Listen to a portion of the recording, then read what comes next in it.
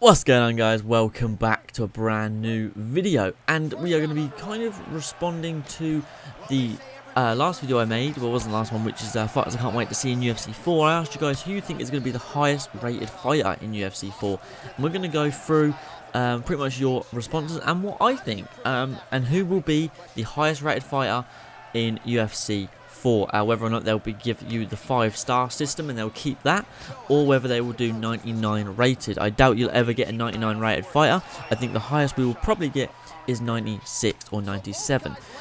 So I wrote down every single person's suggestion, and at the time of recording this video anyways, I wrote down every single person's suggestion and I tallied it up because obviously a lot of you had the same suggestions. I went through all your replies, and we're going to start off with the lower ones of what people think.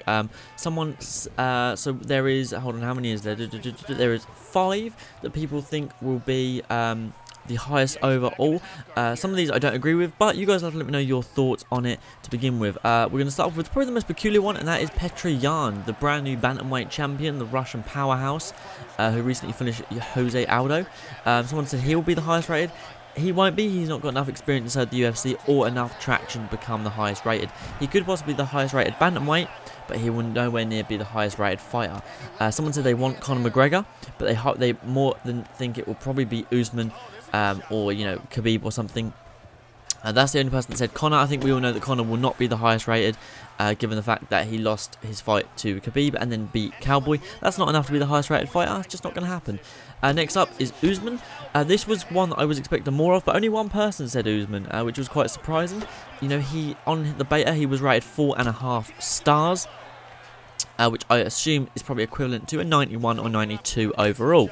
I would probably expect him to be a bit higher in the full game, especially after winning against Masvidal, but I don't see him being the highest rated, given how many great fighters we have. The next person is Stipe Miocic, the heavyweight champion. Yes, I could see him being very high overall. I don't see him being the highest overall, being the fact that he's lost one of his last 2 fights. Yes, he has had he's got the trilogy coming up, but he lost the first DC fight, then he won the DC fight, and now they've got the trilogy. I don't think that'll be enough for him to be the top rated fighter. And then one that I was expecting more of, this could quite well possibly be number 1 in the top rated, is Cejudo. He's on a bit of a tear. He has retired. He is talking about coming back. He won't shut up at the minute, but he is talking about coming back. Someone said that they think he'll be tied with Khabib. That's very likely. Yes, he has lost to him before. He's lost to Demetrius Johnson before. But, he beat Demetrius. He beat Magic Marlon Moraes. He beat TJ Dillashaw. He beat Dominic Cruz. These are all great people. And a lot of these people are former top-rated fighters in the games. TJ, Dominic Cruz, Demetrius Johnson, all top-rated fighters, so I could see Cejudo definitely being one of the top 3 fighters in the game. And not many of you guys seem to think that, so maybe he won't be. Maybe he will just have. Maybe he won't be in the game. I mean, he will be, but maybe he'll just have like a retirement gear. Also, I'm gonna address something quickly. People have been asking, do I think Ronda Rousey will be in the game? And that is a big fat no, unless they give her some kind of throwback legacy equipment like they do with Chuck Liddell and Forrest Griffin and Rich Franklin and stuff. They always tend to give them a legacy, kind of like them at their prime kind of thing. I would imagine they will give Ronda Rousey, if she is in the game, they'll give her good grappling, good submission and bad stand-up, but that's all I know so far. Next up, we've got 2 fighters, both with 5 votes. One of which is Israel Adesanya, the cover star and the current middleweight champion of the world, who's set to fight Paulo Costa next. At least he should be anyways. I think that's probably the right fight to make. That could be possible. He is a cover star. 9 times out of 10, the cover stars are always the highest rated fighters, given the fact that Ronda Rousey and Conor McGregor were the top in UFC 2, and Conor McGregor was one of the top in UFC 3. I'd be quite happy with that, to see Israel Adesanya be the top rated fighter. 19-0, it makes sense. He's got a lot of hype behind him, and he's proved he's not just a hype train, that he is in fact a champion and a monster. So that would be a good one. And next, with 5 votes as well, is Amanda Nunes, the current female GOAT. Literally, in my eyes, unbeatable at the moment, both the featherweight and the bantamweight champion of the world. She did the impossible by knocking out Chris Cyborg. She has gone to decision with some great fighters. She is knocking out great fighters. She knocked out Ronda Rousey, Chris Cyborg, finished Miesha Tate, all within the first round. She's finished Holly home with the head kick. She is just on an absolute tear at the moment. I think she's finished all former UFC champions except for Germaine de Randamie, who she actually has finished in the past, so technically she has finished them all. And she obviously recently went to decision with Germaine de Randamie and beat her as well. So I could see Amanda Nunes definitely being, if they keep the 5-star system, definitely being a 5-star fighter. If they go back to 99 overall system, I definitely see her being a 95 or 96 overall. And next up, we now do the final 2 fighters. We've got Khabib Nurmagomedov with 10 votes. Out of all the comments, and that was 10 people choosing that. You know, there was a lot of voting going on, and Khabib was definitely one of them. I'm sure by the time this video comes out, there'll be more votes on Khabib and #1 fighter. I could definitely see Khabib being #1. He is, I believe, 28-0 or 29-0 now.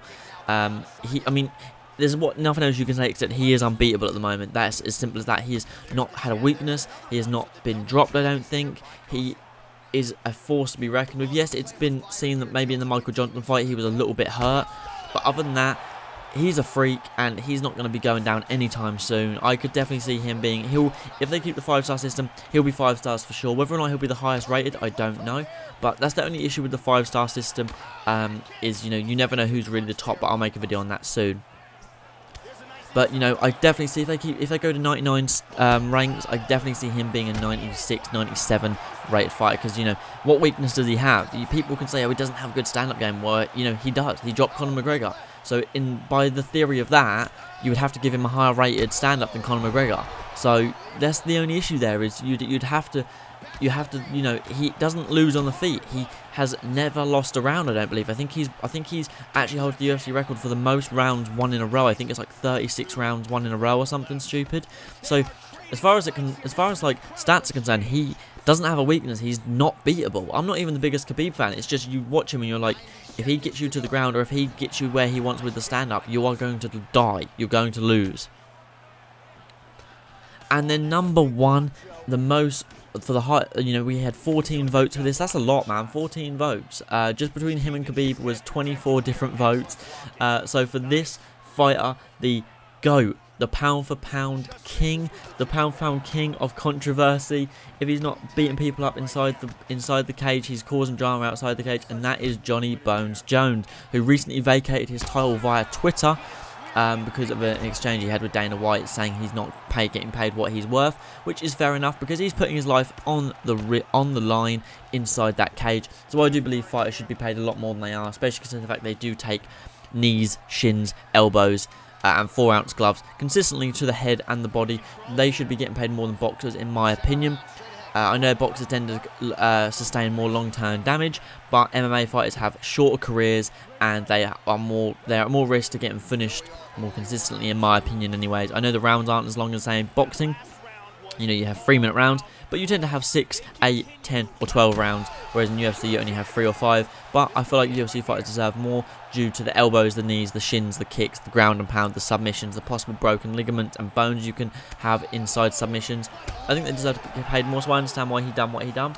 But he is what you guys believe the highest rated fighter, which, yes, I can agree with. I think Jon Jones probably will be the highest rated fighter. If he's in the game, I don't know if technically he's retired. I think he's just vacated his title. I don't know what's going on with that. If he has said, I vacate my title and I retire, or if he said, I vacate my title, so there's no pressure for me to fight and I'll come back when I'm good and ready. Which is a shame because I finally wanted him to beat the consecutive title defenses record, but it's never going to happen. He's never going to beat it because of, you know, he's been stripped of that belt so many times and it's fucking frustrating, but it is what it is. You know, he's hopefully going to come back maybe at heavyweight and put the heavyweight division on notice. I don't see him being beatable for a long time. His only loss has come by a bullshit disqualification. So technically he should be 23-0, but he's 22-1. You know, he's beat DC, Alexander Gustafsson twice, DC twice, Rumble Johnson. No, he hasn't beaten Rumble Johnson. Sorry, he didn't fight Rumble Johnson. Glover Teixeira, Chael Sonnen. You know, he's beaten some of the best, and I definitely see him being a 5-star fighter if he's in the game, which he will be. And if it was a 99 system, I definitely see him being a 96, 97, possibly 98 rated fighter. But I don't think they'll go as high as 98. I think they will cap it at about a 96, 97 because they will say everybody has got a weakness.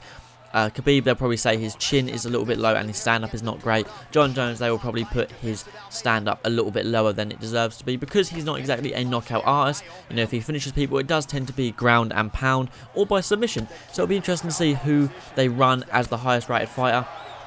Personally, I'm going to say Jon Jones, Khabib are going to be the top two without a doubt. Amanda Nunes deserves to be the top, but I think she will be top 3.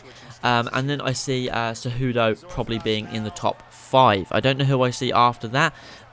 Israel Adesanya for sure will be there. Kamaru Usman, all champions. I definitely see Max Holloway and Alexander Volkanovski being tied. I don't see them giving Volkanovski any more stats than Max Holloway because he's never dominated Holloway in my opinion. So that's how I see that going down with those two stats. We have a lot of great fighters. I'm going to be making a video on, you know, the current pool of champions we have is insane. But I'm going to be making a video on that in the future because I'm so just interested by the UFC at the minute. I think this is the best time to be a fan in my opinion. Yes, you know, the old school fights are amazing, but I think right now with the champions we have and the contenders, I think this is kind of some of the best like championship fights we will ever experience. But yeah, that's my opinion, and you know, I thank you guys for leaving your comments. At the time of recording this, let me quickly just refresh it just so it picks up. At the time of recording this, we have 90 comments, which is just insane. My normal comment average is between 20 and 40, so to go up from that to 90 in like a day is just stupid. So thank you guys for the support and, you know, sharing all your opinions and stuff. Let me know if there's anything else you guys want to see. I'm going to try and do other games instead of just UFC consistently because, you know, I don't want to get bored of it and you guys don't want to get bored of it either. So I'm definitely going to be doing other stuff. So let me know what you guys want to see in the comments down below. Thank you for all the insane support. And yeah, I will catch you guys in the next one. Peace.